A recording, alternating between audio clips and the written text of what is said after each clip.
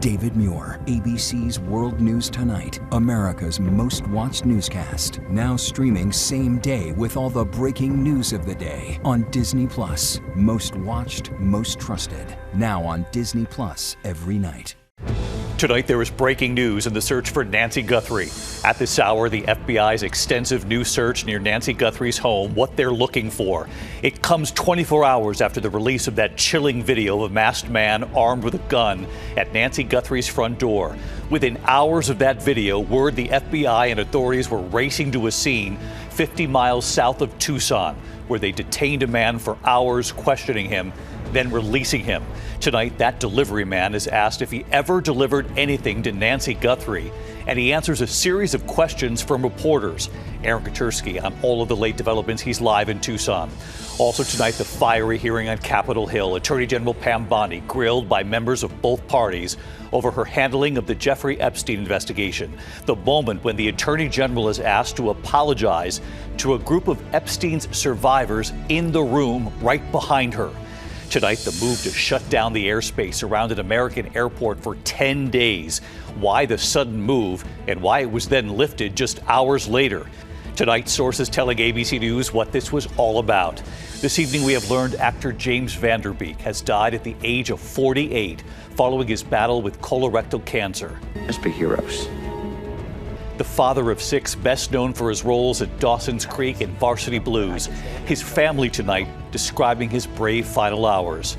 The images coming in tonight, there has been a deadly bus rollover, the team on board. A professor accused of attacking a journalist. Authorities say tackling him. The daring rescue tonight you'll see at 17 stories up. An emergency team using a construction crane to get to a worker in desperate need. The firefighter right there hooked to the stretcher as it dangles from the construction crane. The Olympics tonight, the 21-year-old American from Wisconsin, what he's hoping to pull off. And the new image just in tonight from Lindsey Vonn after surgery following her devastating crash. And America Strong tonight, the 88-year-old, her first flight ever, she had been afraid to fly. And the person suddenly in the seat right next to her. From ABC News World Headquarters in New York, this is World News Tonight with David Muir. Good evening. We begin tonight here with the breaking news and what has been a dramatic 24 hours in the desperate search for Nancy Guthrie, the mother of Today Show host Savannah Guthrie. Tonight, the FBI launching a new extensive search in the area surrounding Nancy Guthrie's home and neighborhood, combing the Catalina foothills area north of Tucson. The new search coming just 24 hours after the release of that chilling video showing a masked man armed with a gun outside Nancy Guthrie's front door. Tonight, in this new search, authorities are looking for anything the abductor might have tossed aside. Tonight, the Pima County Sheriff's Office receiving at least 4,000 tips already and counting since the release of this video. And just hours after the video was released, word came in last night here that the FBI and authorities were racing to the scene 50 miles south of Tucson, where they detained a man for hours, questioning him, then releasing him. Tonight, that delivery man is asked if he ever delivered anything to Nancy Guthrie. In fact, he answered a series of questions from reporters. And tonight, 11 days after Nancy Guthrie was taken from her home, authorities with no official suspects or persons of interest publicly named. ABC's chief investigative correspondent Aaron Katersky leading us off now from Tucson. 11 days since Nancy Guthrie's abduction, taken from her home in the middle of the night, FBI agents tonight are fanned out across her neighborhood in the foothills of the Catalina Mountains, searching through the brush, along roads, looking for anything the man at her front door might have discarded along the way. It comes after a frantic 24 hours and what appeared to be the first major break in the case. The FBI recovered these images from her front door Nest camera. Google said it assisted the investigation. They show a masked man with what appears to be a gun on her doorstep. Just hours after that video was made public, authorities raced to Rio Rico, 50 miles south of Tucson near the Mexican border, where they questioned this delivery man for hours, then released him. They told me I was being detained for kidnapping. And I asked them, like, well, kidnapping of who? And they told me this lady, I don't know her name. And Nancy Guthrie? Yeah, that's her. Tonight, law enforcement sources tell ABC News the man who identified himself to reporters as Carlos had been on investigators' radar in connection with this case even before the public release of that video of a figure in a mask at Nancy Guthrie's front door. The sources tell ABC News the FBI wanted to speak with the man after using digital techniques, including cell phone usage information and traffic data. They obtained a warrant to search his car and his home before releasing him hours later without charge. I work in Tucson. Do you think you might have delivered a package to Nancy Guthrie's house? I don't know. Might have been a possibility. I don't know. Carlos, who did not reveal his last name, says he had nothing to do with the kidnapping of Nancy Guthrie. I hope they get the suspect, because I'm not it. They better do their job and find the suspect that did it so they can clear my name. I'm done. Just look at what I'm putting my family through. Tonight, investigators are studying every frame of that doorbell video for any identifying detail, the potential weapon, the clothing, the backpack, his mannerisms, and what appears to be a flashlight in his mouth. And tonight, a closer look at this image that shows the man at one point did not have the backpack on. So authorities want to know, where was it? We don't know if these were taken after the backpack was handed off to somebody else or dumped or put into a car. Or maybe just the light is so bad until he gets onto the porch that we can't see where the backpack is. In the 24 hours since those images were released, investigators say they've received more than 4,000 tips. When you throw up a picture out to the public, you're going to get literally hundreds, if not thousands, of leads, of which most of them won't amount to anything.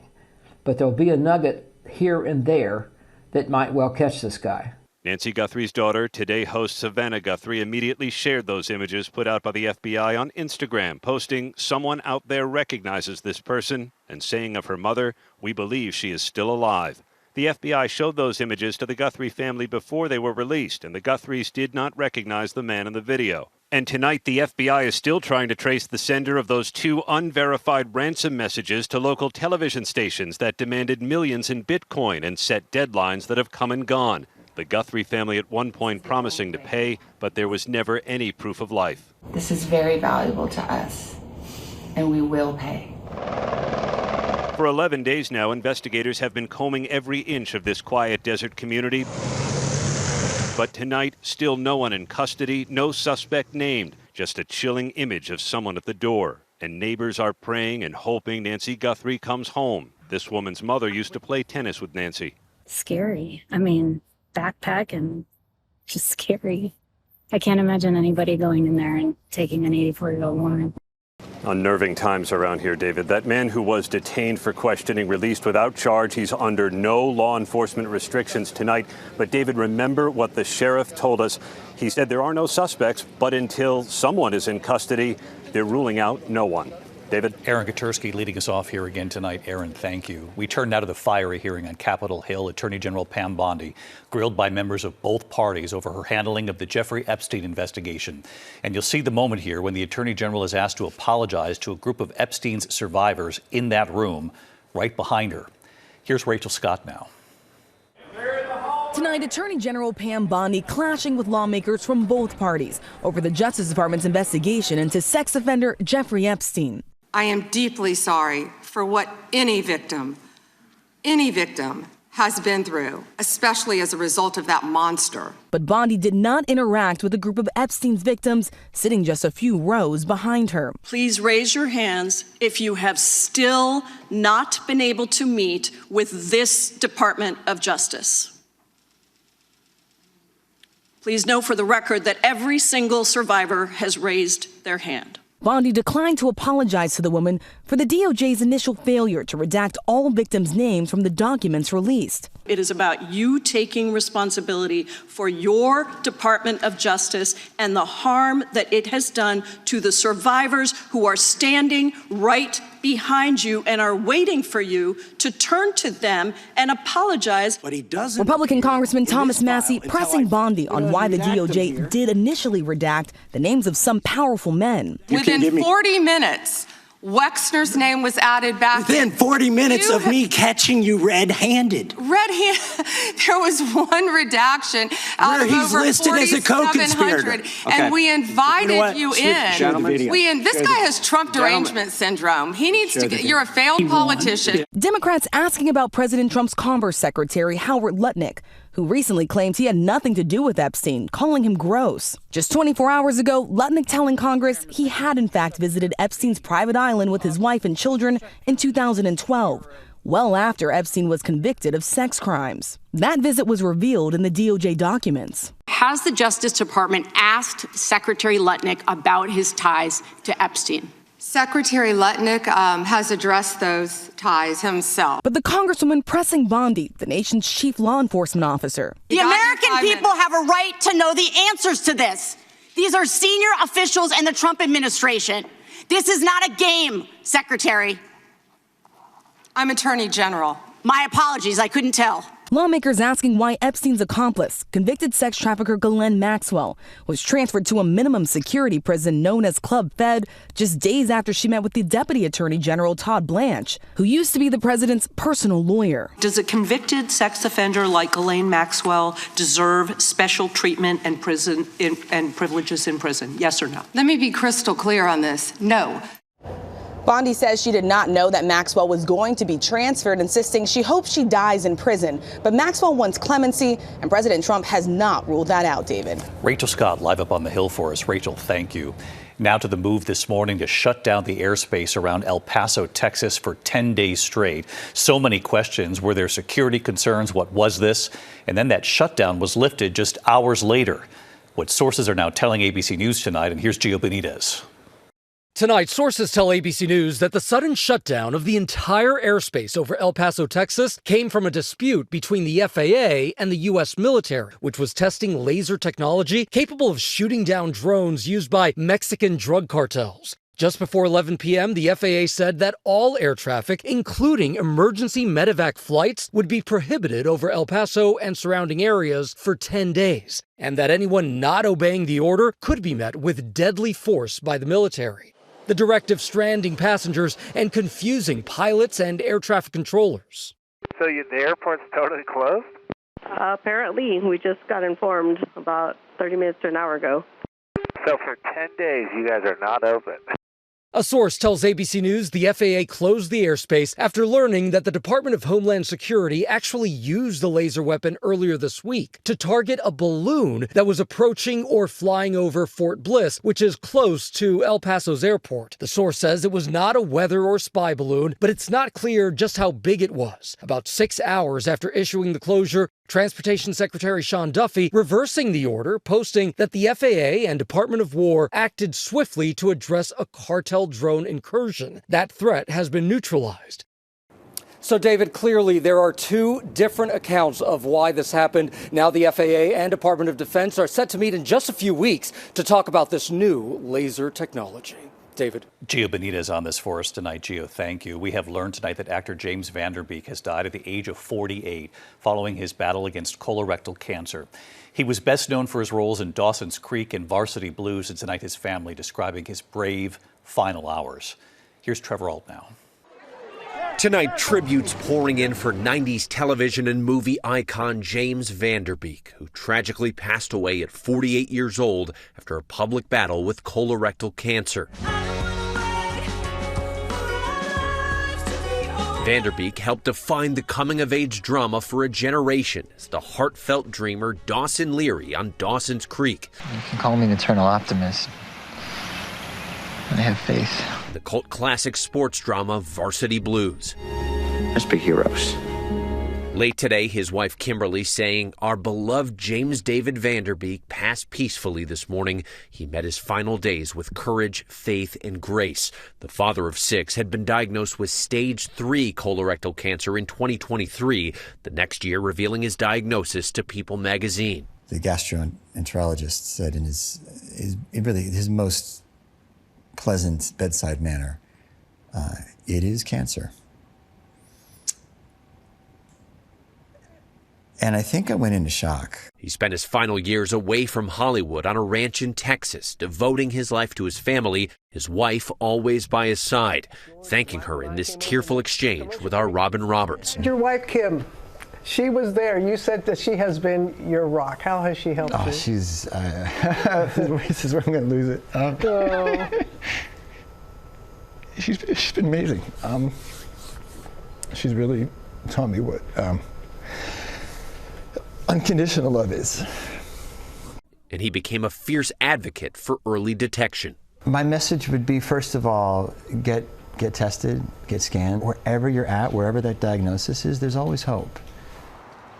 And David, James Van Der Beek bravely sharing his cancer journey has already inspired so many to be more proactive with their health. Tonight he's being remembered not just as a talented star, but as a devoted friend and family man.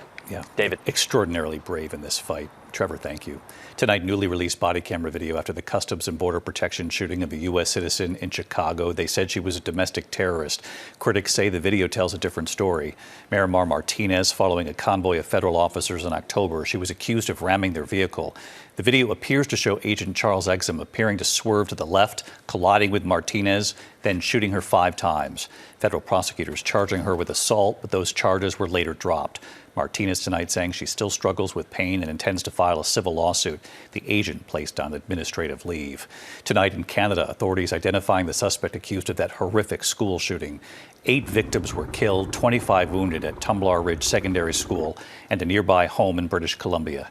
Children were seen walking out with their hands in the air. Police say 18-year-old Jessie Van Rooselaar first opened fire at home, killing 2 relatives. They say she then shot and killed 6 victims at the school.